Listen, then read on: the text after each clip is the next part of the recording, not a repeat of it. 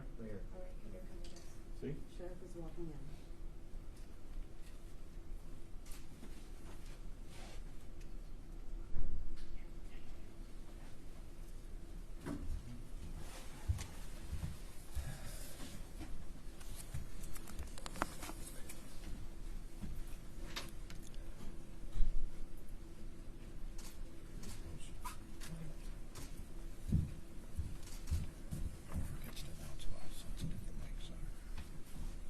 You guys all set on the balance? Sure. Yeah.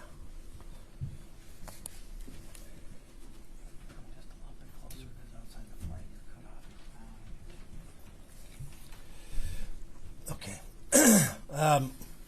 Just a reminder again, if you have any phones or anything, please silence them because this is streaming and it picks up every little bit of noise, so appreciate that.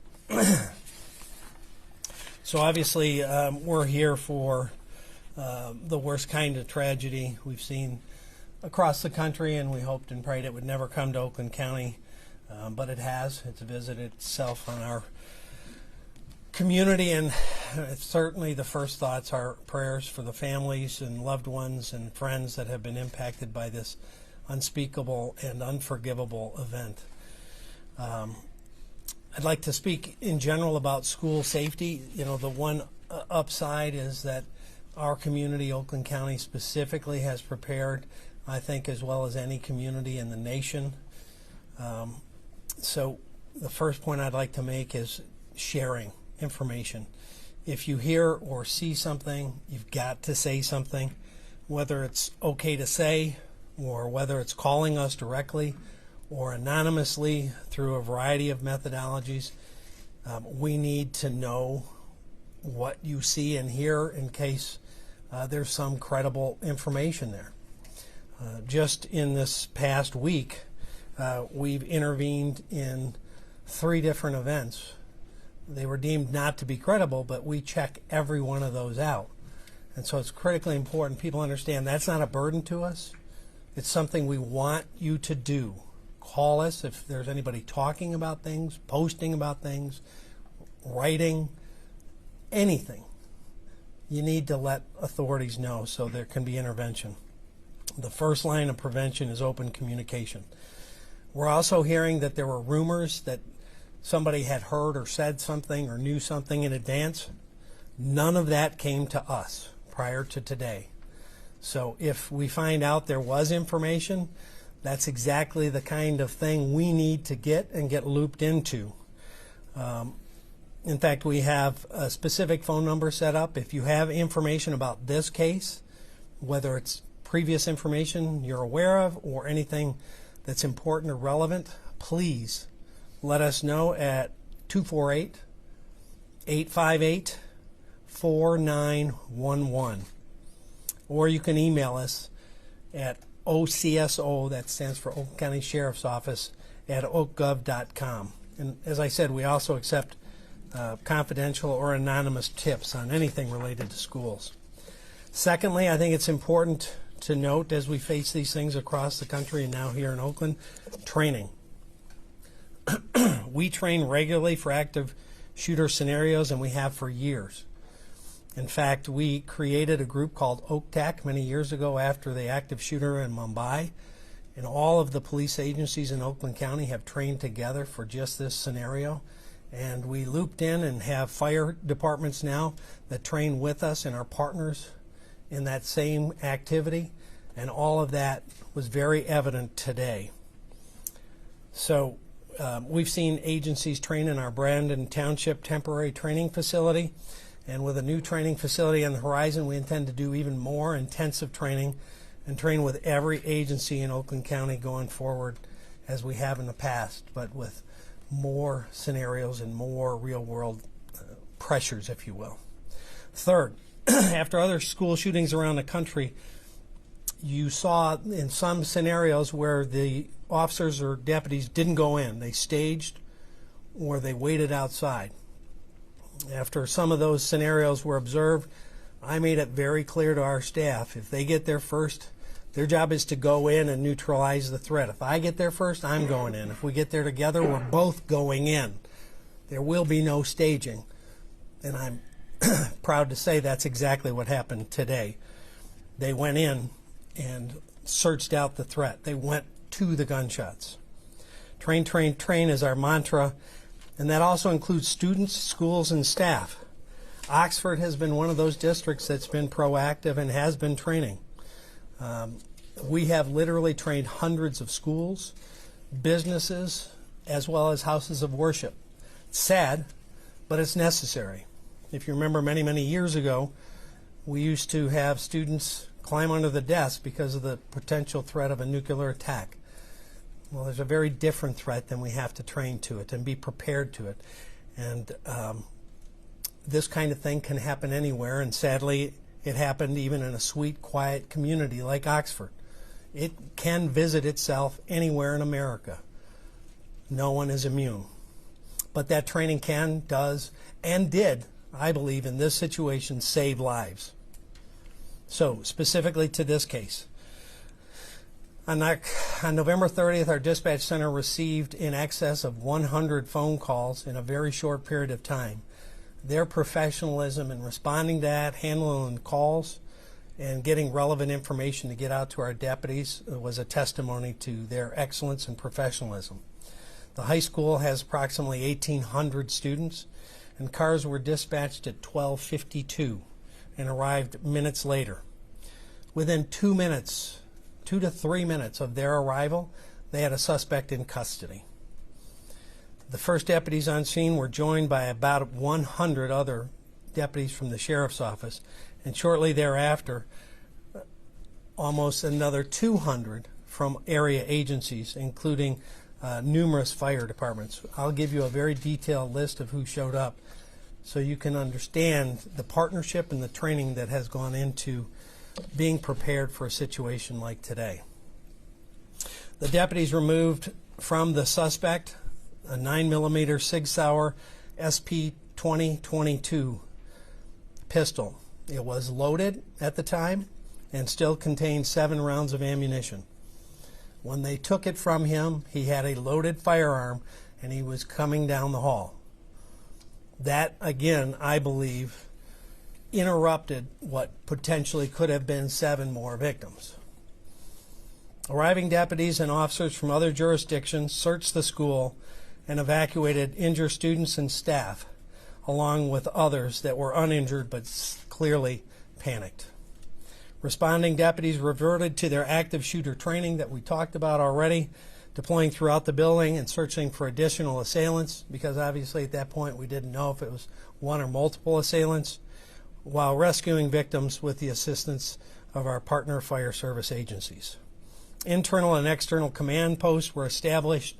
Secondary searches were conducted along with securing the inside and outside perimeters. The FBI and MSP bomb squad responded to assist, and they checked a package that my K9 unit, our explosive unit, had alerted to. More than likely, the suspect had his weapons in that bag. There was nothing else in that bag that was dangerous. Our Office of Special Investigations and our forensic lab is currently processing the scene, which is expected to take many, many hours and go all night long.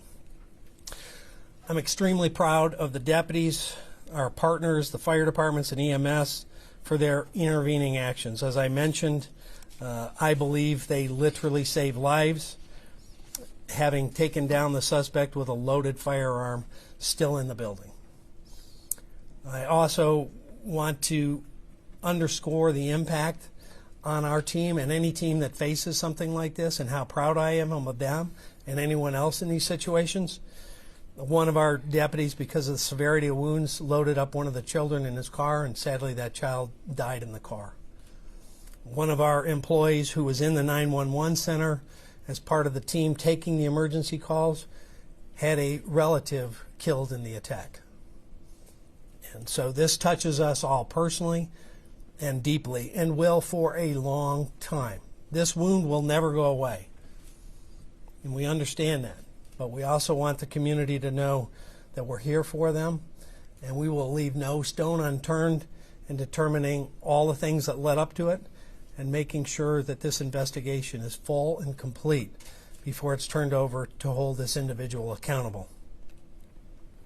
As of right now, we have tragically lost 3 students, a 16-year-old male.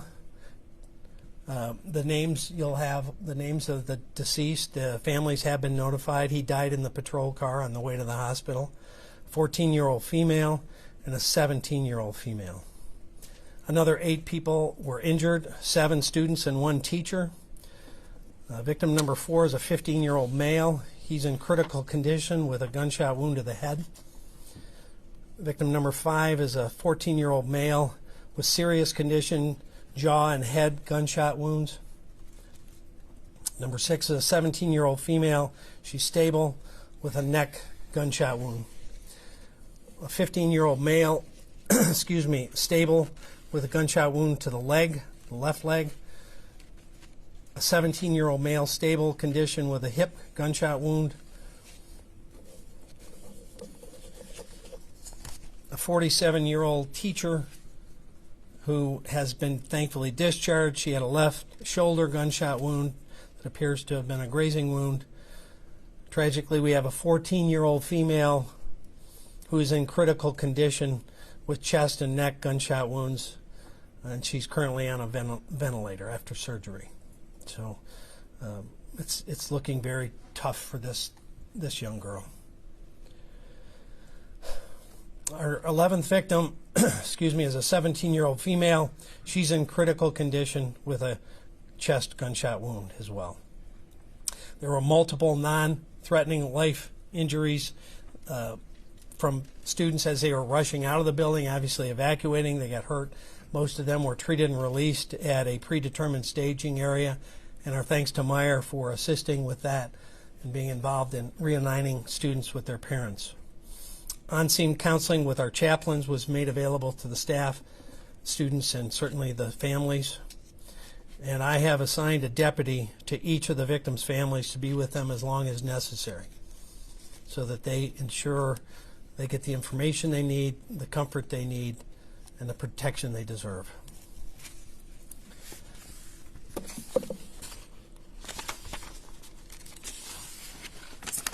As I mentioned, we have the suspect in custody. He's a 15-year-old male sophomore, a resident of Oxford Village.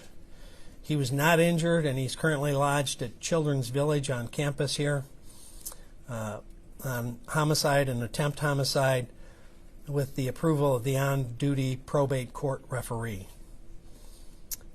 We cannot identify him at this point because he's a juvenile and he has not been charged as an adult, so there's no ability to identify him at this point.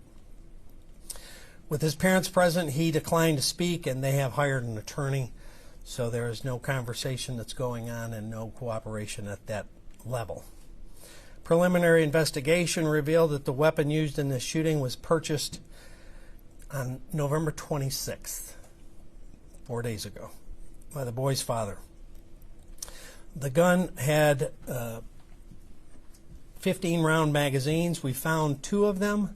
There allegedly was 3 that was purchased, and he had the crime scene unit. Our forensic lab is on scene, obviously processing a huge crime scene. More than likely that 3rd magazine will be found there. At least 12 rounds, we know. That's a preliminary number based on casings observed on the ground and part of the active scene that they're now processing.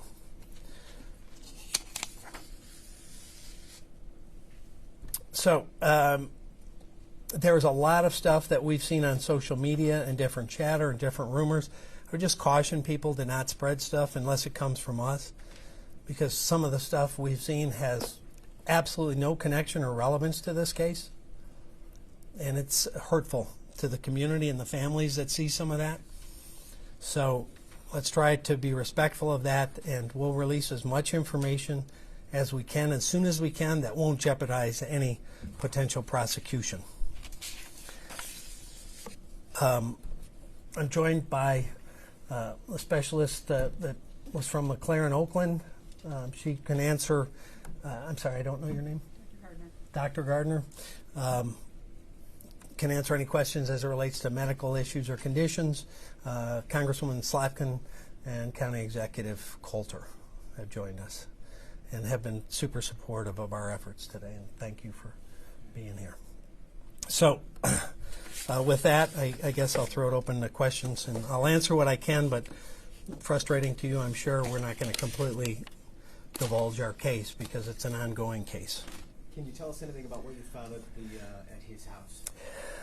I don't think they've done an inventory of that. The search warrant was executed at the suspect's home. I know that we have seized a phone, and we're in the process of examining whatever was seized. Were there any threats made by this young man prior to the incidents that led that maybe this would happen? There was nothing that came to us about prior concerns or threats, and that's part of the investigation, that we have hundreds of people working. Is this his first year attending Oxford High? Did he go to a different school before? I know kids were out due to COVID last year. He's a sophomore. I honestly don't have the answer whether he was there as a freshman. We can try to run that down for you. Did the suspect surrender to officers as they approached him, or how did they apprehend him? As they were coming down the hall, they saw him, and he put his hands up, and they took a gun and took him into custody. Did he say anything?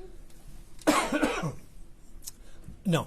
Do you have any indication why the father bought a gun 4 days ago? As I said, they're not talking to us. Sheriff, you mentioned a social media post. There appears to be one that we've seen that appears to come from the suspect with a picture of a gun posted. Can you tell us about that at all? It's my understanding, again, that this was a recent weapon purchase, that he had been shooting with it and had posted pictures of a target and the weapon.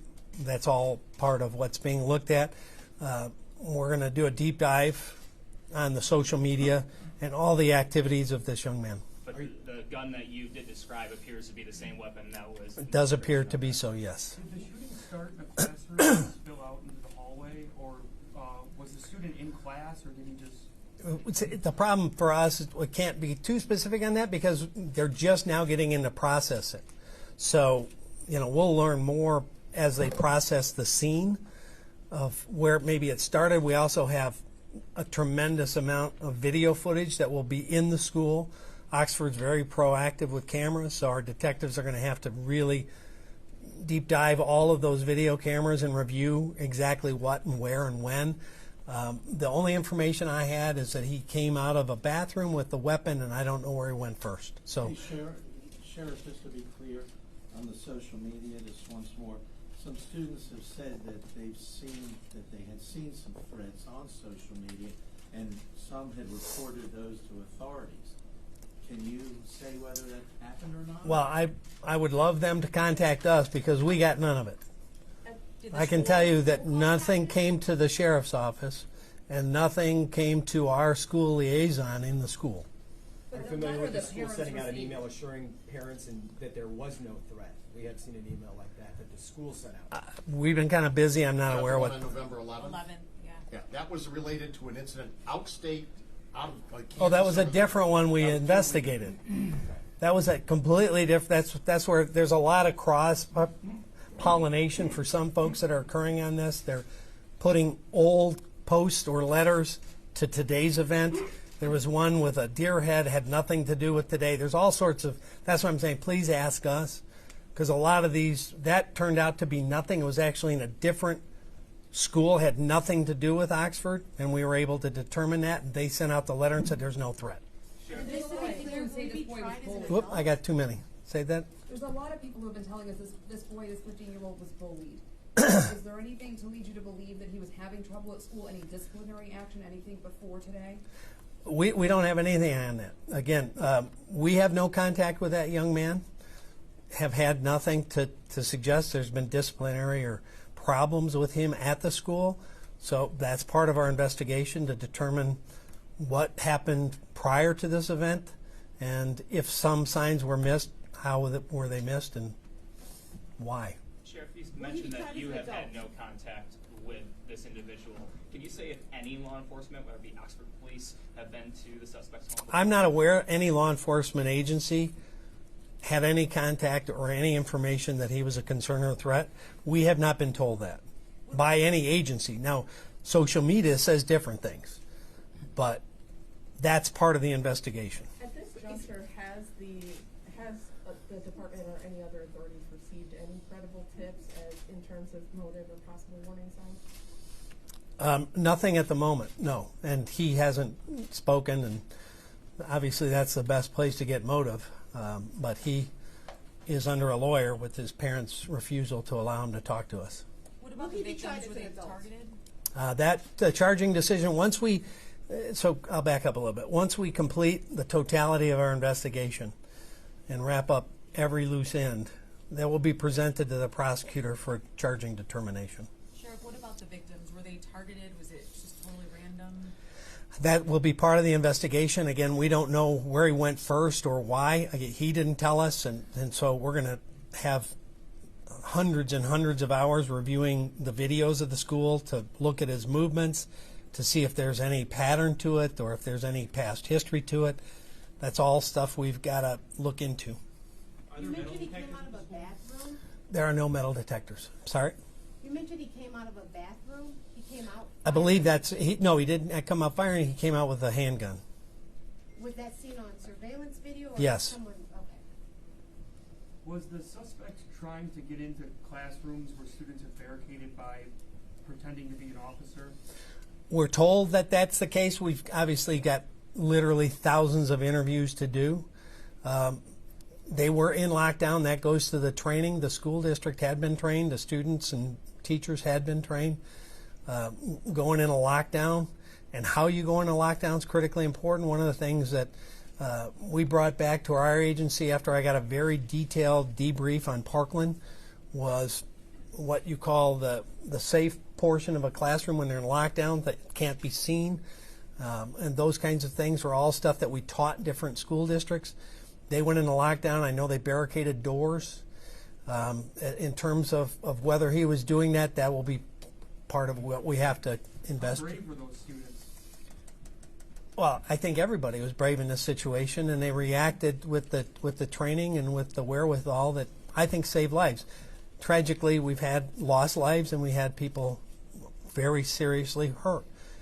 But again, had there not been intervention by our deputies with 7 rounds in the weapon and the students and teachers locking themselves down and barricading doors, we might be, if it's possible, in a worse situation. Do we expect an arraignment as early as tomorrow? It's hard to say. You know, we've got to get enough of the basics done before the prosecutor can make an informed charging decision. What are the chances the parents could face any charges? That will all be up to the prosecutor. Ultimately, we're going to present everything, how it played out, and you know, whatever applicable thing I presume they'll charge, we certainly want it charged. Do you have an anticipated timeline for when the investigation might be complete? I can't even guess. I don't know what they're going to find in the school. I mean, it's going to take a tremendous amount of work to go through the school evidentiary, our forensic, and our crime lab, and it's going to take hundreds of hours to go through videos. And then we have to individually interview everyone that was in the school. So you can kind of see the Herculean task that is ahead to get it done right. What is important for the students and the families to do going forward? Because this is traumatic for all of them. What do you want families and students to be focusing on and doing as they're not in school and trying to process what just happened? Well, first, reach out for support. If you are in that school or you're feeling trauma, or if you're feeling any kind of depression or anxiety, that's nothing to be ashamed of. It's normal. Ask for help. We've got chaplains available. We have access to counseling and psychiatric assistance. That is normal. We encourage people not to be afraid of seeking help. When you're in a traumatic situation, lots of times you need help forward. So we would encourage them to get that. Not shy away from it. Talk to their kids about it, what they're feeling. Get them the help they need, and let them know that it is normal to feel this way, that it is punishing to be in a situation where you have that danger around you. I've been in a lot of terrible situations and seen a lot of deaths. and it never becomes normal. And if you've never been around it, it's even worse. So that would be my first thing to family and friends. Get help. Don't be afraid to ask. Secondly, again, be aware. If you see something, say something. If you're in any other school or this school, that is our best preventive method, is to share information so that we can send somebody out, even if it sounds implausible. I was mentioning a previous case. One of the cases we interrupted was a 6-year-old that had talked about shooting somebody at school, and another 6-year-old heard it and told their parents. The parents didn't dismiss it and told the school. The school didn't dismiss it and called us. We had deputies that stopped that 6-year-old on the way into a school with a gun. Never dismiss it. We are always much more interested in checking anything out than missing one thing like happened today. What school was that at? It was like 10, 15 years ago. If you remember the case in Flint where the 6-year-old shot and killed someone, it was about a month before that we interrupted one. How does the level of training that you've done in Oakland County compare to other districts? I think, you know, I'm very involved on the national level, and I would put Oakland County's cooperative training with police and fire at the top tier of anybody in the country. OCTAC, as I mentioned, was created in response to Mumbai, that we have to better train together so that there's no hiccup and no moment where you have to go, what are you going to do when you go through the door? Okay, I'll go right, you go left. They have to know immediately, hand in glove, we're going in and we're doing this almost dance to immediately go save lives. And we're going to look for that threat, and everything else is secondary. Because every second you wait, that person could hurt another person and another person. So you got to go to the gunshot and you've got to interrupt it. And that's what they did today. I was actually referring to the training you do with the schools, though, with students and teachers. I've had multiple teachers and students say they've had a lot of training. Is that normal for a school district, or do you guys do more in Oakland County than We try to do more than anybody. And I reach out to them, the school districts, to houses of worship, to businesses. I've even done 2 or 3 at one of the local TV stations, because we believe that training helps you better prepare for the unimaginable. And the other thing I'd say this is, we don't want people to be paranoid or frozen with fear. We want them to be prepared and situationally aware. So what I tell people is, like when you go into a theater, when you sit down, look to see where exits are other than the one you came in. Not just for an active shooter in a theater, which we've seen around the country, but what if there's a fire? What if there's a tornado? What if there's anything? How do you get out? Where do you go? Situationally aware. And training in businesses or in schools gets people better prepared. What if something happens? Where do I go? What do I do? And how do we react? How do you barricade a door? Is this the best room to go to? If you're a teacher with kindergartners, you probably can't run. If you're a teacher on a ground floor with an outside exit and you've got teenagers, running is probably the best thing, because we teach run, hide, fight. If you can get away from it. If you can't shelter in place, protect yourself. If they breach that area, you've got to fight to defend yourself. We teach that constantly, and we offer that constantly and year round.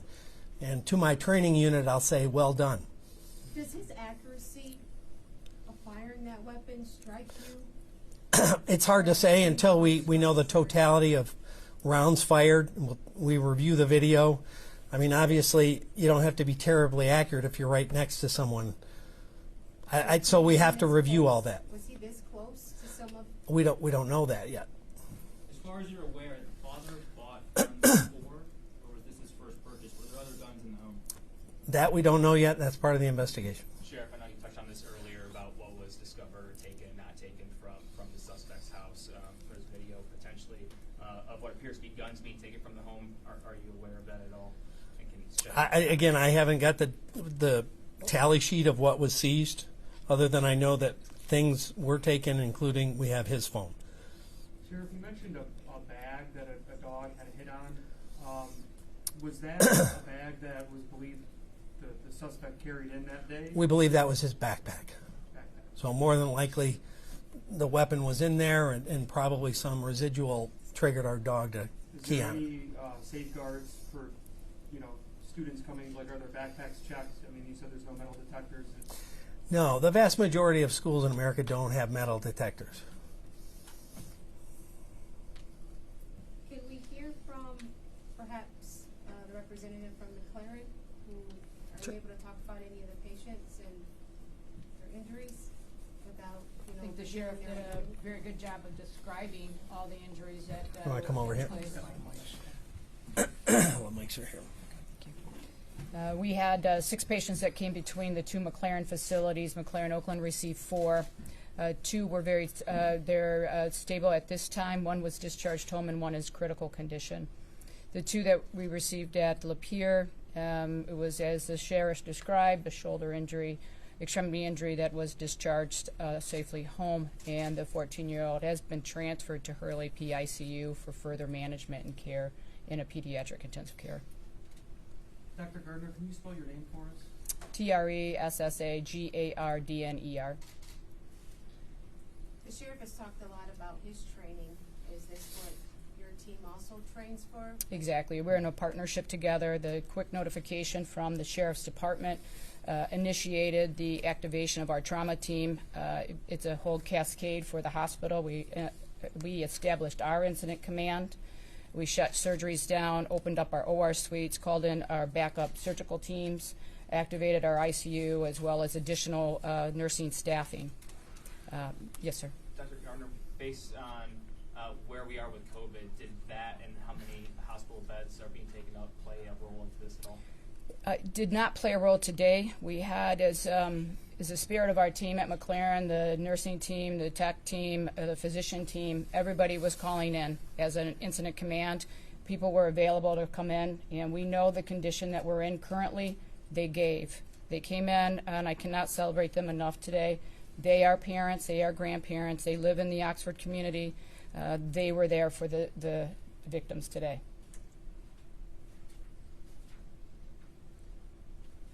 Anything else anyone would like to share that we haven't already asked? We obviously appreciate your time. Any leads on a motive? Yeah, as I said, the person that's got the most insight of the motive is not talking. So if we find anything in any of the evidence that we've seized, whether it be a phone dump or any evidence that was seized from the home, obviously that leads towards motive, that will be something we're very much looking for, since we're not getting. So to clarify, you guys have hit the suspect's phone and you're searching it for evidence. Yeah, we have a search warrant for both the home and evidence related to this, and certainly that's going to be deep dive our computer crimes unit. The luxury that we have is we have some amazing talent in-house, our computer crimes unit, our forensic, our crime lab. So many different folks are trained and stepped up right now. Can I add just one thing? Yeah. Sure. Yeah. Yeah. Thank you. Dave Coulter, Oakland County Executive. First of all, I just want to, I want to say that the residents of this county and this state can be proud of the job that our first responders, starting with our Sheriff's Department, did today. The work that they did was outstanding.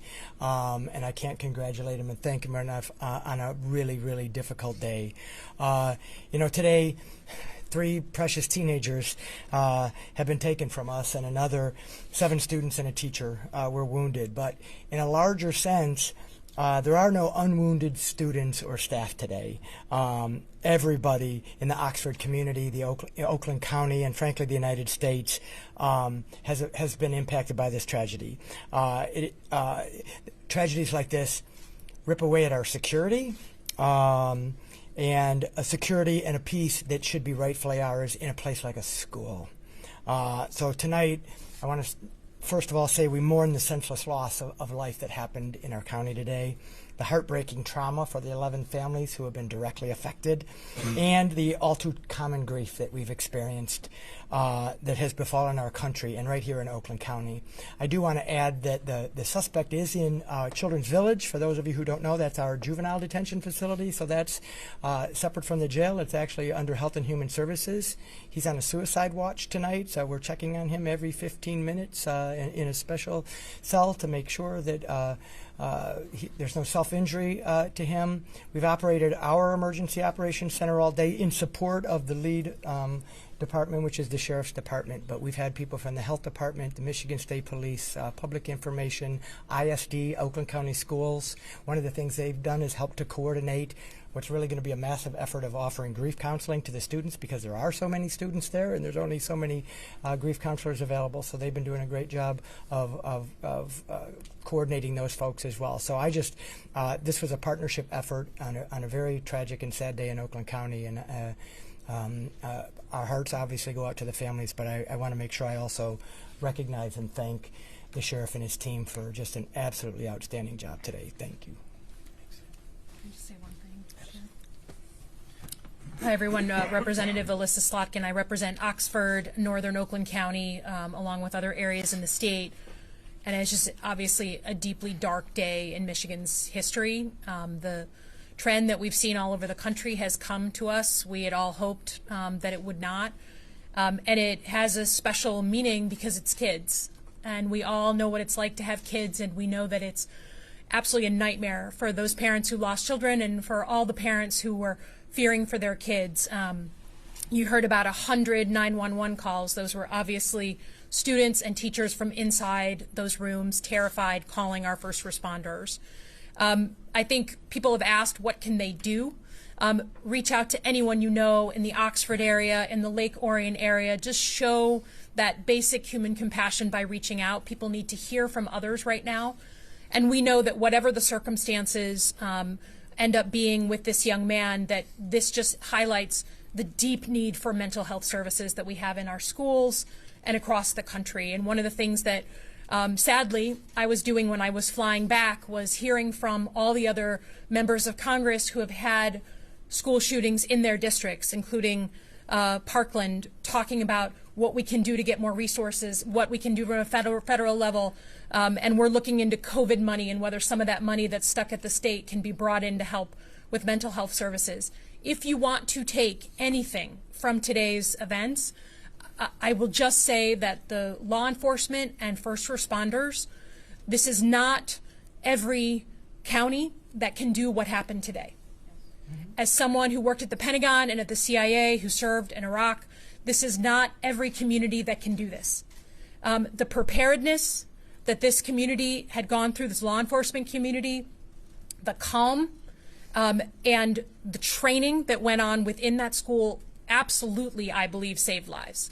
And I think we shouldn't take that for granted. I want to just note, on a personal note, this morning my team was asking me to sign off on a recognition for Undersheriff McCabe, who was on site and in command during the actual incident today. He is retiring in short order, and I was signing off on his recognition from Congress.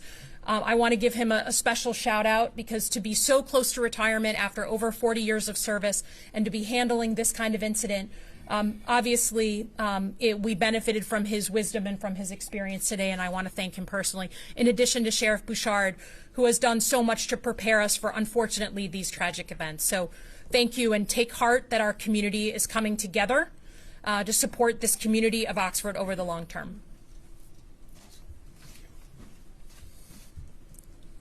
Other questions? When can we expect another update from you guys? Really, it's hard to say when the next update was. I think, we wanted to get this as much out as we can, but the more information now as we go a little farther forward, we don't want to jeopardize the case or any details that ultimately will be revealed in court or in any potential prosecution. So it's kind of as needed. Certainly feel free to reach out to us, and we're an open book. We get a hold of you guys a lot at odd hours, and happy to do Zooms and all that stuff. Will you guys be releasing the names of the victims tonight? Yes, the deceased, not the injured, because those families have been notified. The press release will come? We have a handout. Okay. And the other thing, again, I want to highlight, the Congresswoman mentioned, the teamwork and partnership that is super, I think, unique. You're going to get the list of that too. We have a list of the agencies which we're going to hand out to you, of all the different folks that came. I'm trying to look for it right now. But again, that came after Mumbai and the training and the working together. So this whole list, and then a full nother page of agencies. That many agencies came in a relative short order to augment our 100+ deputies that were there, to staff up to well over 300 on-scene personnel to deal with anything that they came across. Finally, again, just let's pray for the victims, the ones that are wounded, that they heal, and the family and the friends have a way forward with their grief in this not only incredibly tragic time, but also in the midst of a holiday, which tends to punch even harder if it's possible. So thank you for coming. The boy who died and the officer had put him in a vehicle, did he try to disarm the shooter? No. Okay. He was a victim. He had a GSW and gunshot wound, and the deputy saw that there was such a grievous wound that there was no time to wait, and tried to load him in the car to get them as fast as he could to a hospital, and he expired in the car. Sure. How is that deputy doing? Well, we're going to be checking in with a lot of our team. I mean, you know, having been on a lot of scenes myself, probably the toughest to see is kids. I mean, there's no such thing as a homicide that doesn't affect you and you don't remember the rest of your life, but a kid hits you in a way that I think it was mentioned that everyone, you know, resonates with a child, that the promise of that young life, and they begin to associate that with their own children or nephews or nieces. And that's one of the challenges, that when we're operating in one of these moments, that we have to block that out and function. But afterwards, that's going to come flooding in. And they're going to wake up or not go to sleep tonight because of that thought. And we're going to make sure that they get what they need. Is Tate Meyer number 42 on the football teams? I don't know. I don't know. Thank you. Thanks, Sheriff. Thank you.